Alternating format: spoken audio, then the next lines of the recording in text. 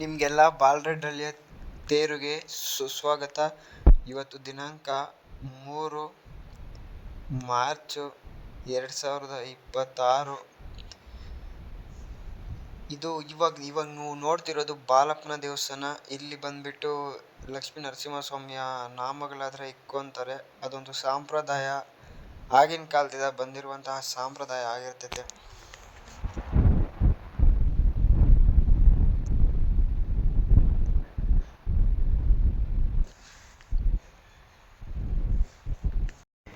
ಈ ಚಿಕ್ಕ ಮಕ್ಕಳು ಎಷ್ಟು ಕ್ಯೂಟ್ ಆಗಿದ್ದಾರೆ ನೋಡಿ.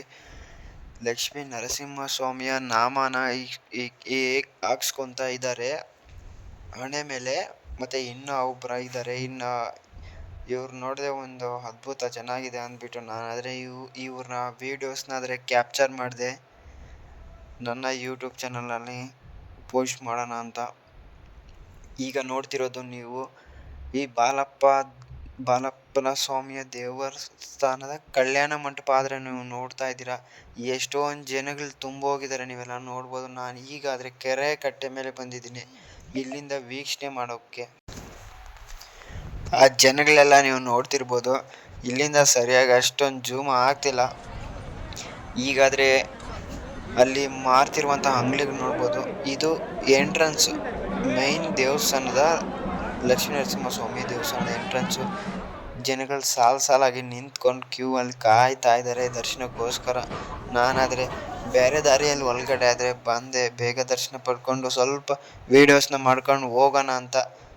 ದೇವ್ರನ್ನ ನೋಡ್ಬೋದು ನೀವೆಲ್ಲ. ಇಲ್ಲಿ ಉಯ್ಯಾಲೆಯಲ್ಲಿ ದೇವ್ರನ್ನ ಆದರೆ ಇಟ್ಟಿರ್ತಾರೆ ಈ ದೇವಸ್ಥಾನದಲ್ಲಿ.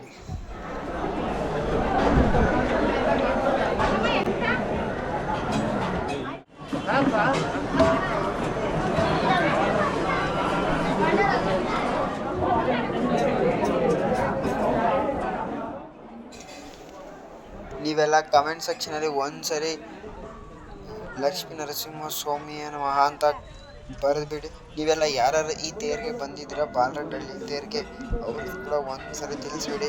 ಯಾಕಂದರೆ ನಮಗೂ ಗೊತ್ತಾಗುತ್ತೆ ನಮ್ಮ ವೀಡಿಯೋಸ್ನ ಯಾವ ಊರಿನವರು ನೋಡ್ತಿದ್ದಾರೆ ಅಂತ ನನಗೂ ಕೂಡ ಗೊತ್ತಾಗುತ್ತೆ.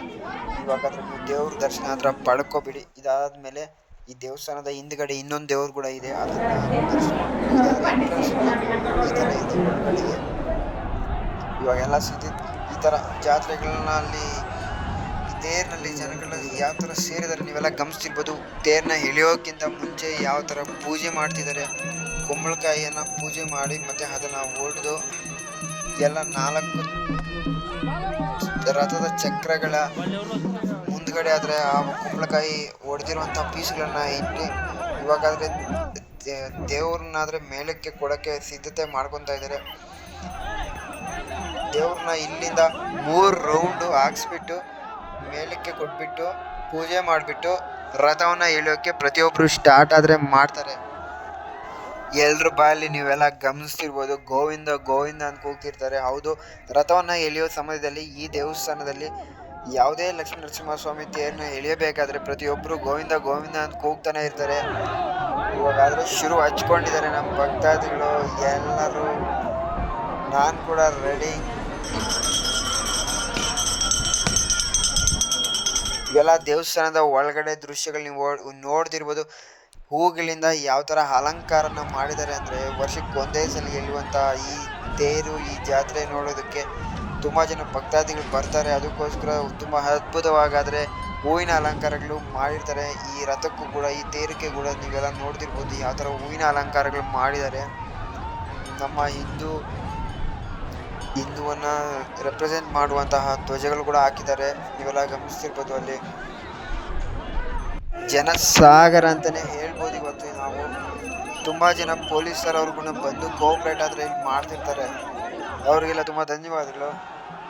ಅವರಿಲ್ಲ ಅಂದರೆ ಇವೆಲ್ಲ ಪೀಸ್ಫುಲ್ಲಾಗಿ ಯಾವುದೇ ಗಲಭೆಗಳು ಹಿಡ್ದೆ ನಡೆಯೋಕ್ಕೆ ಸಾಧ್ಯವೇ ಇಲ್ಲ. ಅವರಿದ್ರೇ ಎಲ್ಲ ಕೆಲಸಗಳು ಚೆನ್ನಾಗೇ ನಡೆಯೋದು. ಇವಾಗ ನೀವು ನೋಡ್ತಿರ್ಬೋದು ಒಂದೇ ಸತಿ ಎಷ್ಟು ಜನಗಳು ಆ ಚೈನನ್ನು ಇಟ್ಕೊಂಡು ಎಳಿತಾ ಇದ್ದಾರೆ ಅಂತ ನೀವೆಲ್ಲ ಗಮನಿಸ್ತಿರ್ಬೋದು.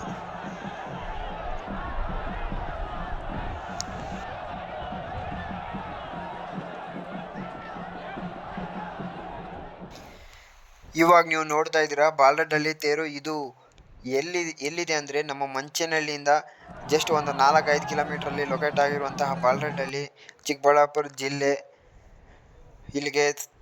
ಇಲ್ಲಿನ ಸುತ್ತಮುತ್ತ ಹಳ್ಳಿಯ ಜನರು, ಮಂಚೇನಹಳ್ಳಿಯ ಸುತ್ತಮುತ್ತ ಹಳ್ಳಿಯ ಜನರು ತುಂಬ ಜನರು ಇಲ್ಲಾದರೆ ಸೇರಿರ್ತಾರೆ.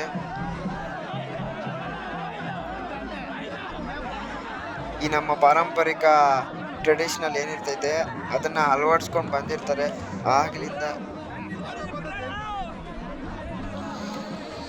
ಹಾಗೆ ಸಹ ಪಾರಂಪರಿಕವಾಗಿ ಇಲ್ಲಿನ ದೇವಸ್ಥಾನದ ಮುಂದೆ ಅಂಗಡಿಗಳು ಸಹ ಅದೇ ಥರ ಇದ್ದಾವೆ, ಯಾವುದೇ ಚೇಂಜಸ್ ಇಲ್ಲ.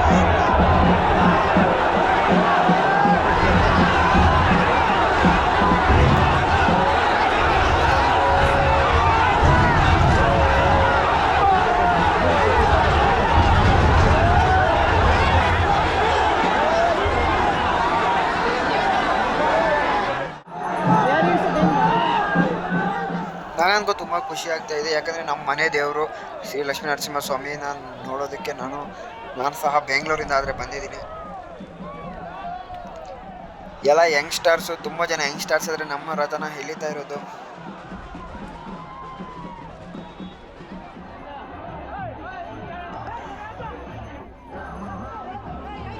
ಇಲ್ಲಿ ರಥದ ಸುತ್ತು ಇರ್ತಾರಲ್ಲ ಇವರೆಲ್ಲ ಅವರೆಲ್ಲ ಒಂದೇ ತರಹದ ಶರ್ಟ್ಗಳನ್ನು ಧರಿಸಿರ್ತಾರೆ, ಯಾಕಂದರೆ ಅವರು ಅಲ್ಲಿ ನೋಡ್ಕೊಳ್ಳುವಂತಹ ಒಂದು ಟೀಮ್ ಆಗಿರ್ತೈತೆ.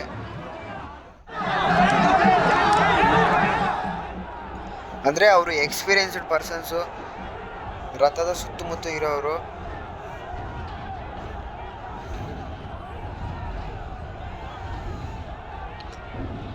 ನಾನಾದರೆ ಕಣ್ಣು ತುಂಬ್ಕೊಂಡಿದ್ದೀನಿ.